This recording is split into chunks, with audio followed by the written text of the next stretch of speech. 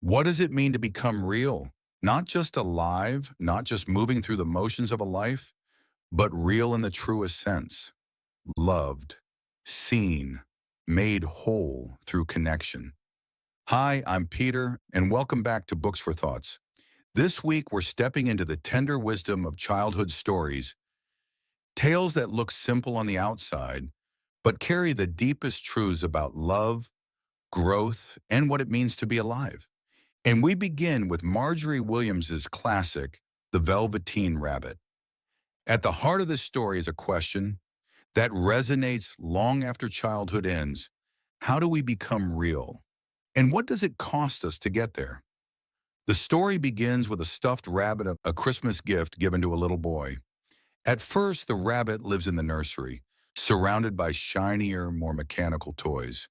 He feels plain, old-fashioned, not impressive enough to matter. But one day he has a quiet conversation with the skin horse, the oldest and wisest toy in the nursery. And the skin horse shares the secret. That changes everything. Real isn't how you're made. It's a thing that happens to you when a child loves you for a long, long time. Not just to play with, but really loves you. Then you become real. The rabbit listens, wide-eyed. But the skin horse doesn't sugarcoat it. Becoming real doesn't happen all at once. It doesn't happen to people who only chase being seen or admired. It often hurts. Your fur may get rubbed off, your eyes may drop out, and your joints may loosen. But once you are real, you can't be ugly, except to people who don't understand. This moment is the soul of the book. Realness, it says, isn't about appearance. It's about love. It's about time. It's about being worn down in the best way possible. For the rabbit, this lesson is more than words. He wants to become real, and the chance comes. When the boy begins to love him, at first it's small things. Being chosen at bedtime, being held through the night. But slowly the rabbit becomes the boy's constant companion. He feels warmth, belonging, the quiet joy of being needed. It's here that the book whispers something profound. Love transforms us.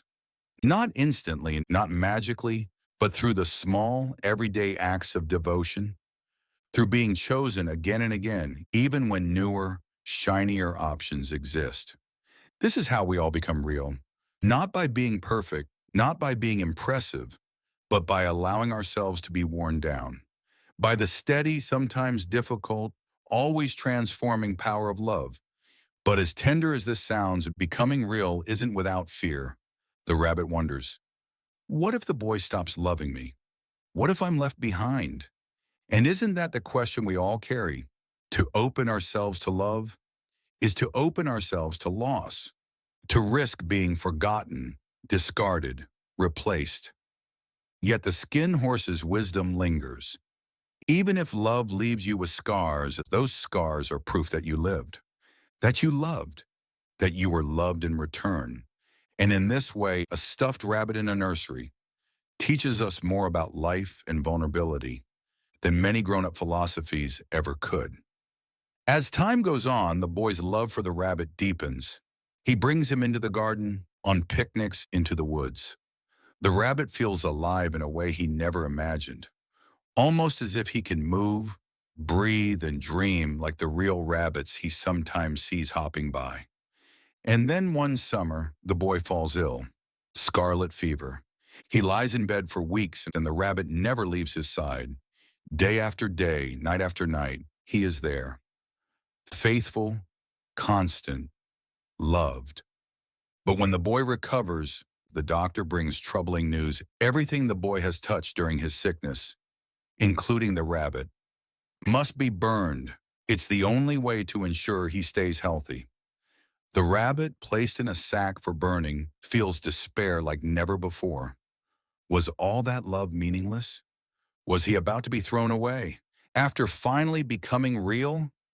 And then, something miraculous happens. A tear slips from his little toy eye, falls to the ground, and from that tear, a flower blooms. Out of the flower comes the nursery fairy, who whispers that because the boy truly loved him, The rabbit is now real, not just in the boy's heart, but in the world. In that moment, the rabbit feels his body change. His legs grow strong, his ears twitch, his heart beats with life. He is free, hopping through the woods, with other rabbits who welcome him as one of their own. This ending is gentle, almost bittersweet. The boy never knows that the toy rabbit he loved now lives on as a real rabbit in the wild. But the truth doesn't need recognition to be true. Love made him real, and that is enough. What does this story whisper to us? That to love is to risk being worn down.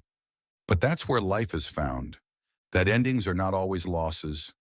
Sometimes they're transformations. That even when we feel disposable, forgotten, or afraid of being replaced, the love we've given and received has already made us real.